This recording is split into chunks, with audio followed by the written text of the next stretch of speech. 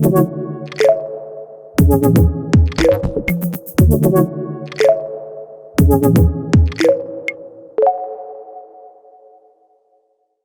of the time, people asking, how does it feel to be successful?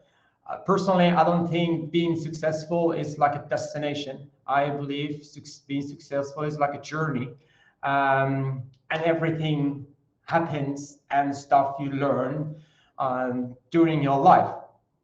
So therefore, I like to share my story and how I do business and how I solve my problem. So the most of the people that know me a little bit, that I know, I get a big smile when I see everything on two wheels, in a bicycle, a motorcycle, or whatsoever. And I remember I was little, like 5, 6 years old, and my dad bought me the first BMX bicycle. And also remember the kids from the blocks, they were trying to polish the bicycle, make sure it's really clean. And me, instead of being basically cleaning the bike, I was trying to build a platform to see how far I can jump with a bicycle and what is the limit, how fast could I go with a bicycle.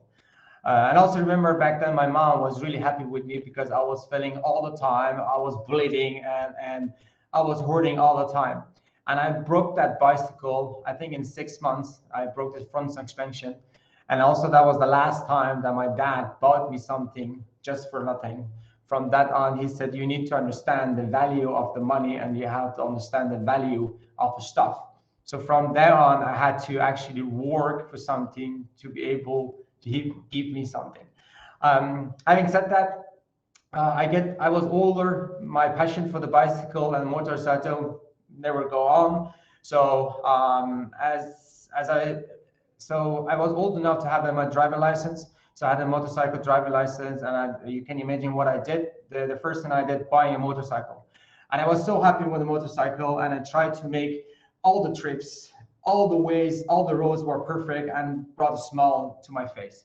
But eventually, those roads get boring. So you're looking for more excitement. So I was looking for more twisty roads. So I went to the Alps, to Italy or Switzerland, to Austria, to try and to find more challenging twisty roads. And I did it every day, every year, and I was really happy. And I go with my friends.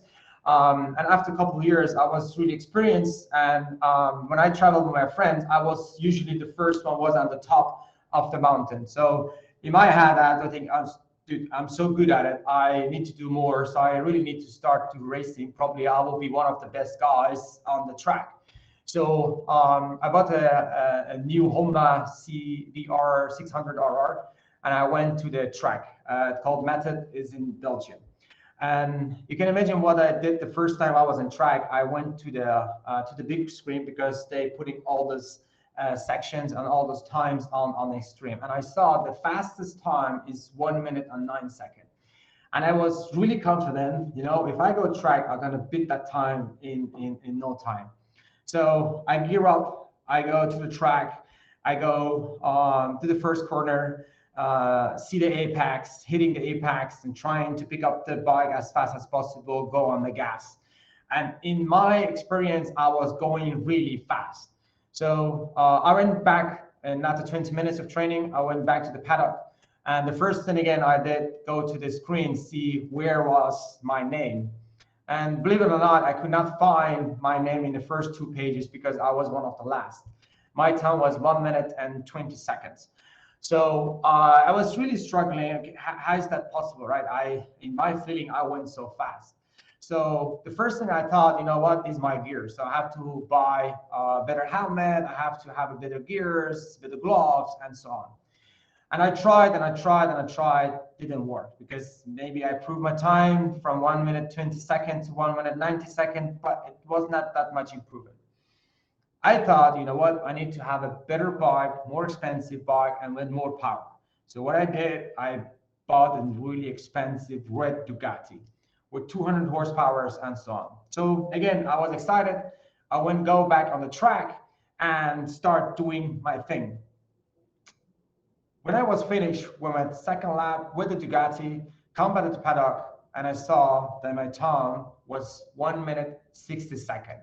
I just improved 4 seconds, and I had already spent so much money and time on it, and I still didn't improve. So I was sitting in my corner, I was sad, and there was an older guy, he has a lot of experience, he was passing by and he said, dude, really nice bike and looks amazing. And I was thinking in my head, what are you talking about, looking nice bike and amazing? I mean, I tried to make a fastest lap time, but nothing's happened, right?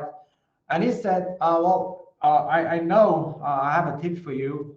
When you are on a bike and you are on the track, you are way too comfortable. And when you want to take a corner, your bike basically goes straight. You need to have a more angle and so on and so on. So he said, you know what, next time you go on the track, you see the sign of braking at 200-meter signs, start not brake at 200 sign, but start to brake at 150.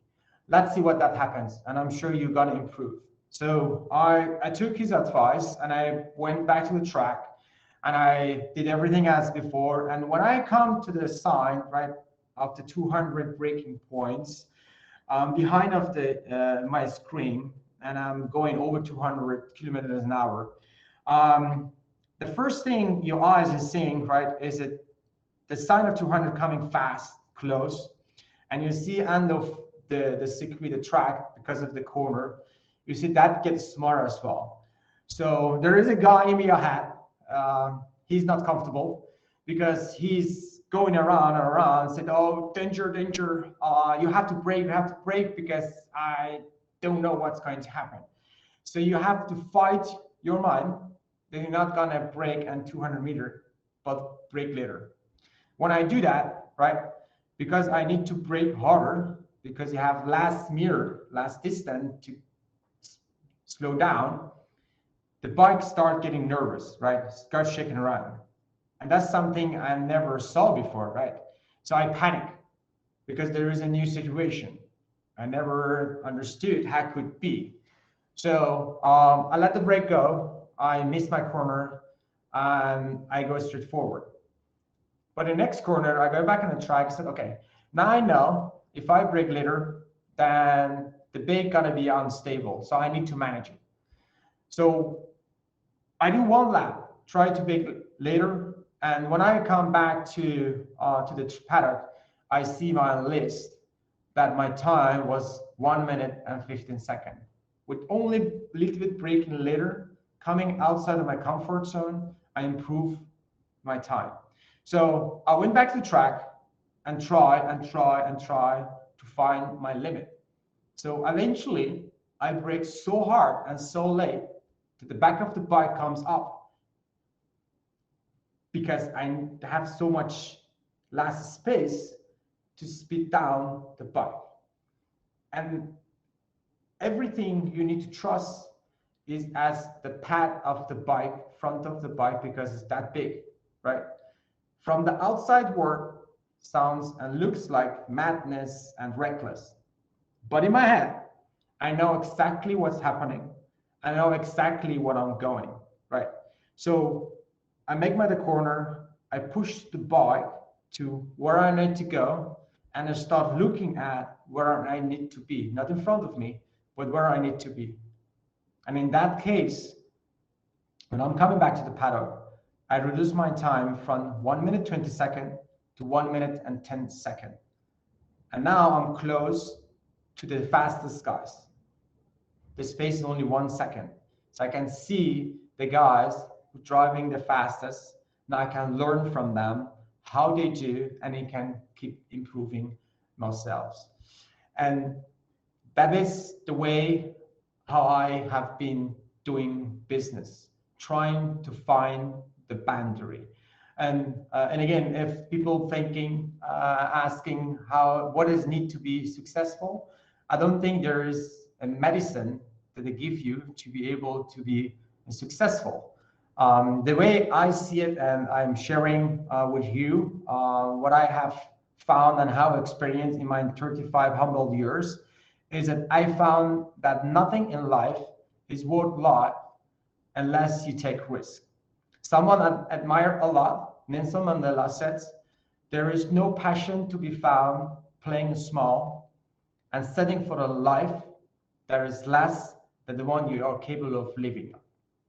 And I know for the most of the people, that sounds dangerous, or our skills are failing. But that is how I see the life. Is it you will fail at some point in your life. You will lose and you embarrass yourself at some point in your life. Accept it, because that's going to happen. Because if you don't fail, you're not even trying.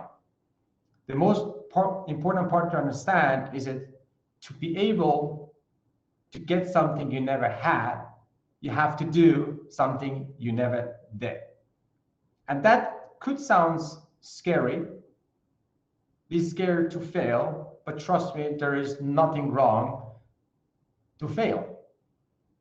And I know, and I'm sure there are more people here are more talented than I am here. But the question is, do you have the guts to fail? If you do that, I promise you success will follow and you have much more enjoy in your life. And with that, I will be to the end of my short story.